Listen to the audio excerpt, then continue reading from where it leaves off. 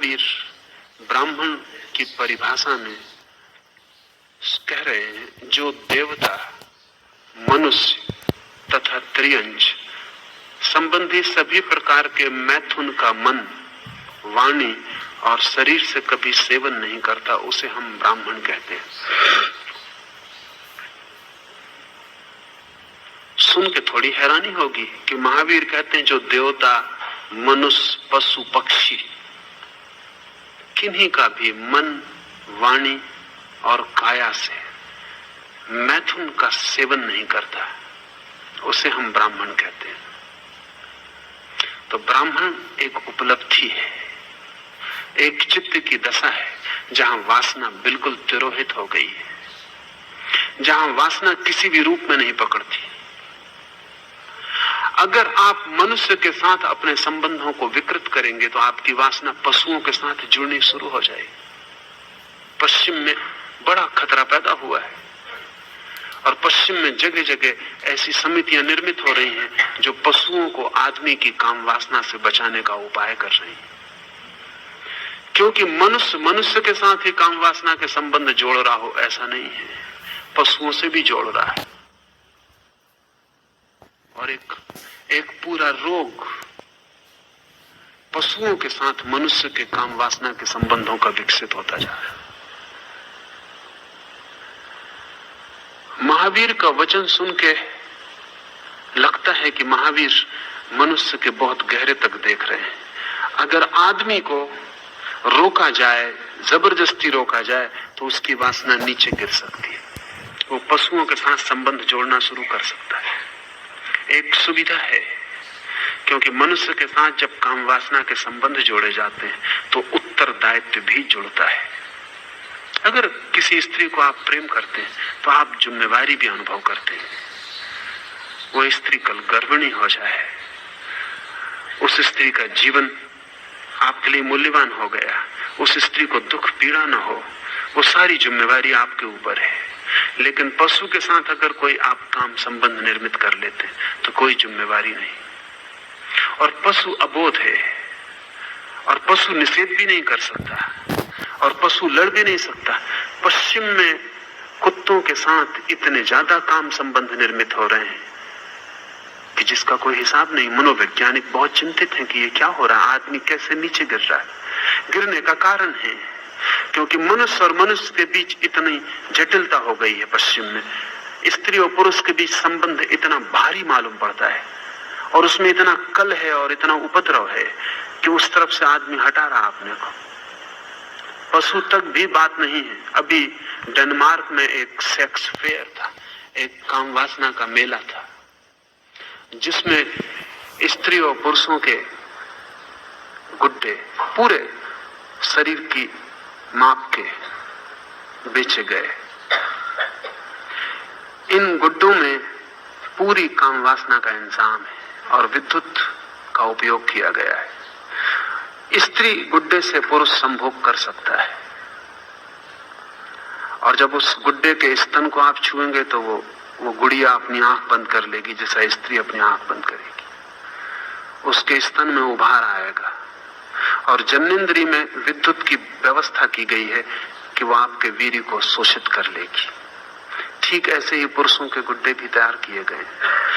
पशु से ही नहीं, महावीर को ख्याल भी नहीं। महावीर ने 3 की गिनती गिनाई है, लेकिन उन्होंने ये नहीं कहा वस्तुओं के साथ भी मनुष्य काम संबंध निर्मित कर सकता। मनुष्य का मैथुन इतनी प्रगाढ़ बात है कि उसे एक तरफ से हटाओ वो दूसरी तरफ से प्रकट होना शुरू हो जाता है।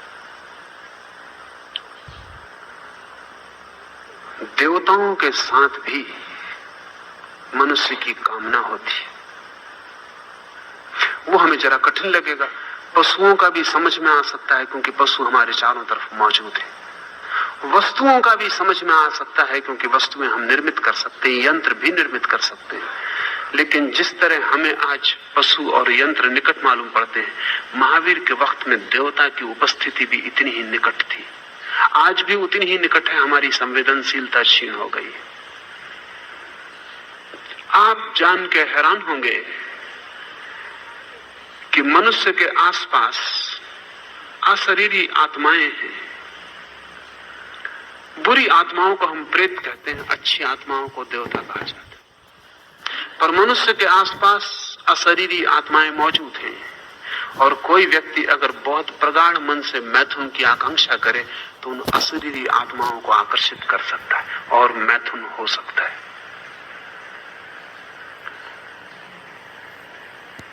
कई बार जब आप स्वप्न में मैथुन कर लेते हैं तो जरूरी नहीं कि वो स्वप्न ही हो, इसकी बहुत संभावना है कि कोई अशरीरी आत्मा संबंधित हो। इस संबंध में बहुत खोजबीन की जरूरत है। मनुष्य की कामना आकर्षण का बिंदु बन जाती, और जहां भी वासना हो वहां से खिंचाव शुरू हो जाता। एक घटना जो पिछले 100 वर्षों से निरंतर अध्ययन की जा रही है, मनुष्य शास्त्रीय अध्ययन में लगे हैं, वो मैं आपको कहना चाहूं तो ख्याल में आ सके। बहुत बार ऐसा होता है, आपको भी शायद अनुभव हो, सुना हो, या किसी के घर में हुआ हो। बहुत बार ऐसा हो जाता है कि घर में अचानक चीजें हिलने डुलने लगती और कोई प्रकट कारण नहीं मालूम होता। आपने किताब टेबल पर रखी है, वो गिर के नीचे आ जाती। आपने बर्तन बीच में टेबल पर रखा है, वो सड़क के किनारे पे आ जाता है। आपने खूंटी पर कोट टांगा है, वो एक खूंटी से उतर के दूसरी खूंटी पे चला जाता है। लोग कहते हैं घर में प्रेत बाधा हो गई। मनुष्यविद 100 साल से इसका अध्ययन कर रहे हैं कि क्या रहा है, और हर बार ये पाया गया कि ऐसी घटना जब भी किसी घर में घटती है तो उसमें उस घर में कोई जवान युवती होती है जो मेंसेस जिसका शुरू होने के करीब होता है या शुरू हो रहा होता है। हमेशा जब भी ऐसी घटना किसी घर में घटती है तो कोई युवती होती है जो अभी काम वासना की दृष्टि से प्रौढ़ हो रही है, और उसकी प्रौढ़ता इतनी प्रबल है कि उस प्रबलता के कारण प्रेतात्माएं आकर्षित हो जाती। अब इस पर वैज्ञानिक अध्ययन काफी निर्णय ले चुका है। उस स्त्री को, उस युवती को घर से हटा दिया जाए, ये उपद्रव बंद हो जाता है। वो जिस घर में जाएगी वहां उपद्रव शुरू हो जाए। ये भी पाया गया है कि कुछ घरों में अचानक कपड़ों में आग लग जाती है, कोई कारण नहीं मालूम पड़ता। और जितने अब तक अध्ययन किए गए हैं इस तरह के मामले, पाया गया है कि घर में कोई युवक हस्त मैथुन करता होता है। इस हस्त मैथुन करने वाले युवक को हटा दिया जाए, घर में आग लगने की घटना बंद हो जाती है। हस्त मैथुन की स्थिति में प्रेतात्माएं सक्रिय हो सकती हैं। जब भी व्यक्ति काम वासना से बहुत ज्यादा भरा होता है तो अदेही आत्माएं भी संलग्न हो जाती हैं और सक्रिय हो जाती हैं, और उनकी सक्रियता बहुत तरह की घटनाओं का कारण बन सकती है।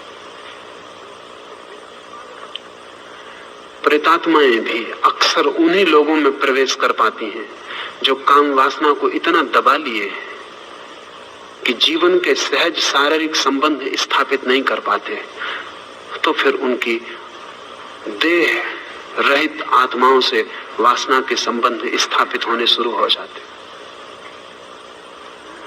फ्रायड ने हिस्टीरिया का अध्ययन किया पूरे 40 वर्ष, और उसने पाया कि सभी हिस्टीरिया, और हिस्टीरिया की बीमारी सारी दुनिया में फ्रायड के पहले प्रेतात्माओं की बाधा समझी जाती थी।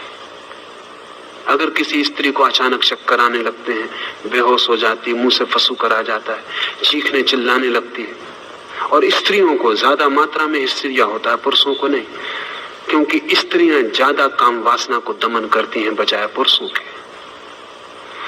पुरुष बातें कुछ भी करें, ब्रह्मचर्य की कितनी ही चर्चा करें, लेकिन वे उपाय खोज लेते हैं अपनी काम वासना को तृप्त करने के। स्त्रियां बातें ही नहीं करती, बातों पर भले मन से भरोसा कर लेती और भरोसा करके संयम साधने की कोशिश में लग जाती। उस संयम में कोई साक्षी भाव तो होता नहीं, दमन ही होता है। इसलिए स्त्रियां ही हिस्टीरिया की बीमारी से परेशान होती रही हैं। फ्रायड बहुत हैरान हुआ जब उसने हिस्टीरिया का अध्ययन शुरू किया, तो उसने इंकारी कर दिया कि इसमें प्रेतात्माओं का कोई हाथ नहीं है, क्योंकि जिन स्त्रियों पर भी हिस्टीरिया पाया गया वे ही स्त्रियां थीं जिन्होंने अपनी काम वासना को किसी कारण दबाया था। पति नपुंसक था या स्त्री विधवा थी पति मर चुका था, या पति बीमार था, संभोग की कोई संभावना न थी, या स्त्री को बचपन से इस तरह की धार्मिक शिक्षा दी गई थी कि काम वासना में उतरना उसके लिए असंभव हो गया था। खासकर ईसाई नन्स, ईसाई साध्वियां हिस्टीरिया से भयंकर रूप से परेशान थी। और मध्य युग में तो पूरे यूरोप में नन्स के ऊपर प्रेतात्माओं का उतरना बिल्कुल रोज की घटना थी। फ्रायड ने इंकार कर दिया। उसने कहा कि काम वासना के दमन के कारण ये घटना घट रही, इसमें प्रेतात्माओं का कोई संबंध नहीं। फ्रायड की बात आधी ही ठीक है।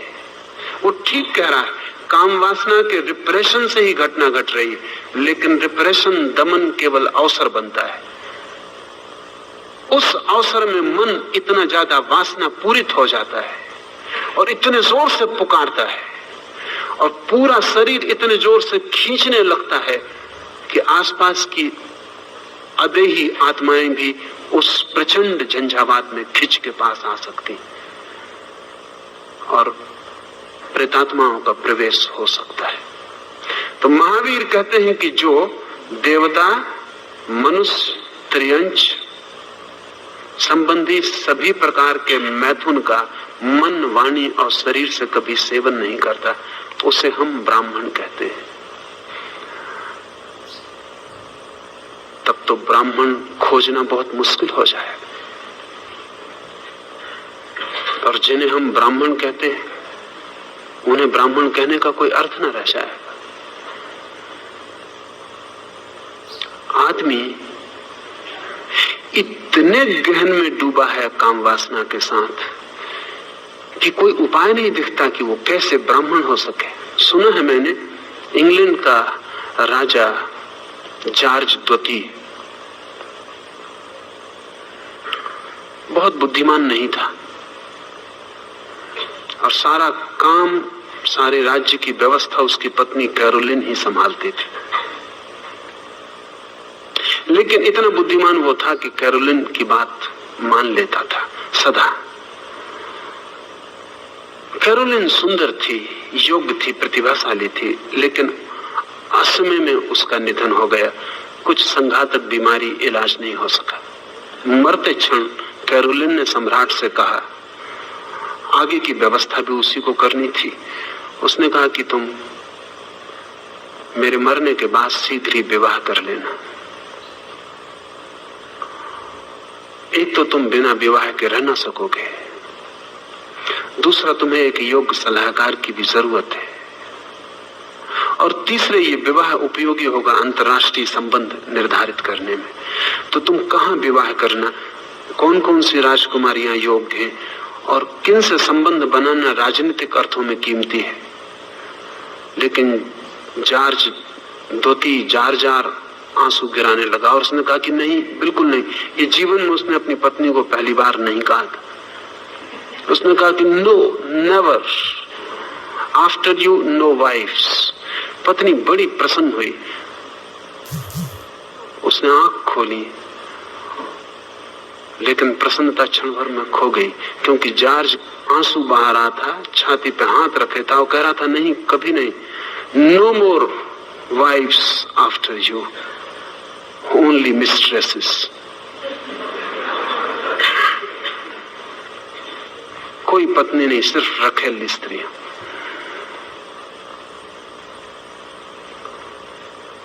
वासना बड़ी गहरी है और उसकी गहराई को बिना समझे जो उसके साथ कुछ भी करने में लग जाता है वो झंझट में पड़ेगा। सब सिद्धांत ऊपर रह जाते हैं, सब शास्त्र ऊपर रह जाते हैं। काम वासना बड़े केंद्र पर, वहां तक कोई शास्त्र पहुंच नहीं पाता, कोई सिद्धांत नहीं पहुंच पाता। आप ऊपर से प्रभावित होकर निर्णय और संकल्प ले सकते हैं, वे निर्णय ऊपर कागज की लेबल की तरह चिपके रह जाएंगे और आप झूठे आदमी हो जाएंगे। मुल्ला नसरुद्दीन एक दिन निकल रहा है घोड़े से, घोड़े पर बैठकर एक मकान से रोने की आवाज सुनाई पड़ती है। कोई रात के 12 बजे तो रुक जाता है, दयावश भीतर जाता है। एक नग्न स्त्री बिस्तर पर बांध दी गई है, किसी ने बुरी तरह उसे सताया है, शरीर पर चोट के निशान है, और वो स्त्री रो रही है, और वो नसरुद्दीन को देख कर कहती है कि बड़ी कृपा की कि आप आ गए, मुझे मुक्त करें। डाकुओं ने हमला किया, उन्होंने मेरे पति को बेहोश कर दिया, मेरे साथ व्यभिचार किया, और मेरे पति को बेहोश हालत में वे घसीट के घर के बाहर ले गए। पास पड़ोस में कोई भी नहीं है, लोग किसी निकट के मेले में चले गए, हम अकेले थे, मुझे बचाओ, बड़ी कृपा की तुम आ गए। नसरुद्दीन को आंसू आ जाते हैं दया से।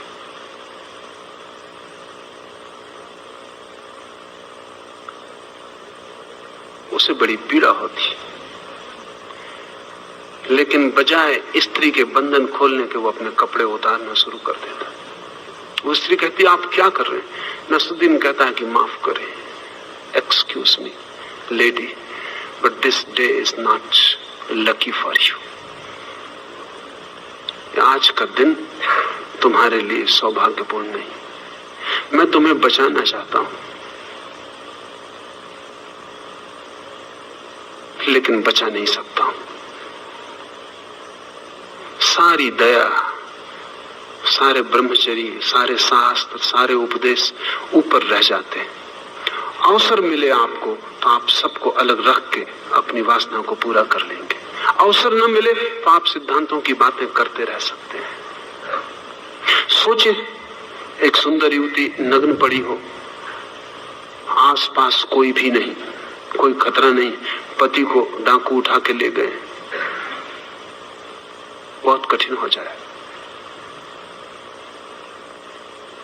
शायद आपने सुना हो कि मिस्र की खूबसूरत महारानी क्लियोपेत्रा जब मर गई तो उसकी कब्र से उसकी लाश चुरा ली गई, और 3 दिन बाद लाश मिली, और चिकित्सकों ने कहा कि मुर्दा लाश के साथ अनेक लोगों ने संभोग किया।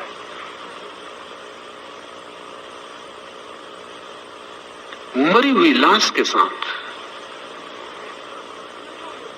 और निश्चित ही ये कोई साधारण जन नहीं हो सकते थे जिन्होंने क्लियोपेत्रा की लाश चुराई होगी, क्योंकि क्लियोपेत्रा की लाश पर भयंकर पहरा था। ये जरूर मंत्री, वजीर, राजा के निकट लोग, राजा के मित्र, शाही महल से संबंधित लोग, सेनापति, इसी तरह के लोग थे, क्योंकि क्लियोपेत्रा की लाश तक भी पहुंचना साधारण आदमी के लिए आसान नहीं था। और चिकित्सकों ने कहा कि अनेक लोगों ने संभोग किया। 3 दिन के बाद लाश वापस मिली। आदमी की वासना कहां तक जा सकती है कहना बहुत मुश्किल है, एकदम कठिन। और महावीर कहते हैं ब्राह्मण वही है जो काम वासना के ऊपर उठ गया हो, जिसे किसी तरह की वासना न पकड़ती हो। क्या ये संभव है? संभव है। असंभव जैसा दिखता है, लेकिन संभव है। असंभव इसलिए देखता है कि हमें ब्रह्मचर्य के आनंद का कोई भी अनुभव नहीं है। हमें सिर्फ काम वासना से मिलने वाला जो क्षण भर का सुख है, सुख भी कहना शायद ठीक नहीं, क्षण भर की जो राहत है, क्षण भर के लिए हमारे शरीर से जैसे बोझ उतर जाता है।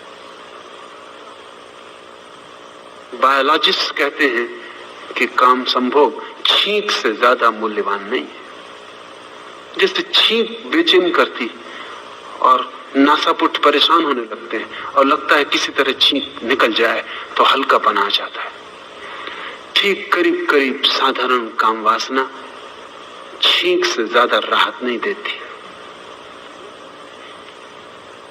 बायोलॉजिस्ट कहते हैं जन्नेंद्रिय की छींक, शक्ति इकट्ठी हो जाती है भोजन से, श्रम से, उससे हल्का होना जरूरी है। इसलिए वे कहते हैं कोई सुख तो उसमें नहीं है, लेकिन एक बोझ उतर जाता है। जैसे सिर पे किसी ने बोझ रख दिया और फिर उतार के आपको अच्छा लगता है। कितनी देर अच्छा लगता है? जितनी देर तक बोझ की याद रहती, तो बोझ भूल जाता है, अच्छा लगना भी भूल जाता है। ये जो काम वासना जिसका हम बोझ उतारने के लिए उपयोग करते रहे हैं और हमने इसके अतिरिक्त कोई आनंद नहीं जाना है, छोड़ना मुश्किल मालूम पड़ती है। क्योंकि जब बोझ घना होगा तब हम क्या करेंगे। और आज की सदी में तो और भी मुश्किल मालूम पड़ती है, क्योंकि पूरी सदी के वैज्ञानिक ये समझा रहे हैं लोगों को कि छोड़ने का न तो कोई उपाय है काम वासना, न छोड़ने की कोई जरूरत है। न केवल ये समझा रहे हैं बल्कि ये भी समझा रहे हैं कि जो छोड़ता है वो ना समझ है, रुग्ण हो जाएगा, जो नहीं छोड़ता वो स्वस्थ है। शायद आप आधुनिक साहित्य से जरा भी परिचित नहीं होंगे, क्योंकि भारत करीब करीब 200-300 साल पीछे की हालतों में मन से भी जीता है, लेकिन इधर 100 वर्षों में पश्चिम में ऐसा साहित्य निर्मित हुआ है जिसका वैज्ञानिक समर्थन है, जो कहता है कि नियमित काम वासना में जाना आदमी के स्वस्थ होने के लिए जरूरी है। जो आदमी नहीं जाएगा नियमित काम वासना में, वो अस्वस्थ हो जाएगा। वैज्ञानिकों की खोजें समझा रही हैं आदमी को कि काम वासना मनुष्य का चरम अर्थ है, उसके आगे न कोई अर्थ है, न कोई प्रयोजन है, न कोई आनंद है। धर्म की बातचीत सब बकवास है। आदमी एक पशु है और पशु से ज्यादा होने की कामना ही सिर्फ भ्रम है, एक सपना है। और बड़े बेहुदे प्रयोग भी विज्ञान के नाम पर चल रहे हैं। अमेरिका में सेक्स लैब बनाए गए हैं जहां मनुष्य की काम वासना का वैज्ञानिक अध्ययन हो रहा है, जो कि बड़ा अजीब है, बड़ा अमानवीय है, जिसको हम सोच भी नहीं सकते। एक प्रयोगशाला में 700 स्त्री पुरुषों ने वैज्ञानिकों के सामने, कैमरों के प्रकाश के सामने फिल्म ली जा रही है, चित्र उतारे जा रहे हैं, थर्मामीटर जांच कर रहे हैं, पुरुष की इंद्री में क्या घटनाएं हो रही हैं उनका रिकॉर्ड लिया जा रहा है, स्त्री की योनि में भीतर क्या शारीरिक घटनाएं घट रही हैं उनका रिकॉर्ड लिया जा रहा है। 2500 यंत्र लगे हुए हैं, 2500 लोग खड़े हुए, 700 लोगों ने इस समूह के सामने संभोग करके दिखाया ताकि अध्ययन किया जा सके। अध्ययन हुआ भी और कीमती नतीजे भी हाथ आए, लेकिन मेरा मानना है कि जो दो व्यक्ति 50 लोगों के सामने मंच पर संभोग कर सकते हैं इतनी यांत्रिक व्यवस्था और आयोजन के बीच, उनका संभोग यांत्रिक होगा। उसमें से मनुष्य तो विदा हो गया, वो सिर्फ 2 शरीरों का संभोग होगा और वो भी एकदम यांत्रिक। और ये मनुष्य भी ऐसे होना चाहिए जिनकी चेतना करीब करीब मर चुकी है, अन्यथा सहज ही आदमी प्रेम में प्राइवेसी खोजता है, एकांत खोजता है, क्योंकि प्रेम इतनी एकांत की घटना है, 2 व्यक्तियों के बीच का इतना निजी संबंध है कि कोई तीसरा उसे न देखे। लेकिन जब आदमी रुग्ण हो जाता है तो वो चाहता है कि कोई तीसरा देखे। ये जो 700 लोग जो स्वेच्छा से वॉलंटियर किए और जिन्होंने संभोग करके दिखाया प्रयोगशाला में, ये जरूर रुग्ण रहे होंगे। और ये ही रुग्ण रहे हों ये भी नहीं है। जो लोग चित्र लेने को खड़े हैं, जांचने को खड़े हैं, इनके मन का भी ठीक से परीक्षण किया जाए तो ये भी रुग्ण है। अन्यथा दूसरे को काम संभोग में देखने की वासना, देखने की इच्छा, देखने के लिए बहाना खोजना स्वस्थ मन का लक्षण नहीं हो सकता। और जो परिणाम आए वो स्वाभाविक रूप से भौतिक है। तो यंत्र की तरह सारी बात तय कर दी गई कि क्या क्या घटना घटती है शरीर में, आत्मा का कोई संबंध नहीं है। काम वासना को कोई संबंध मनुष्य से नहीं है, 2 शरीरों के बीच शक्तियों का आदान प्रदान है और वो भी राहत के लिए है। और ये राहत वैज्ञानिक समझा रहे हैं कि बिल्कुल जरूरी है। और जो व्यक्ति इस राहत से अपने को रोकेगा वो रुग्ण हो जाएगा। उनकी बात में थोड़ी सच्चाई है। अगर कोई सिर्फ रोकेगा तो रुग्ण हो जाएगा, उनकी बात में झूठ भी है। कोई अगर सिर्फ भोगता ही चला जाएगा तो भी नष्ट हो जाएगा। पूर्व की दृष्टि न तो भोग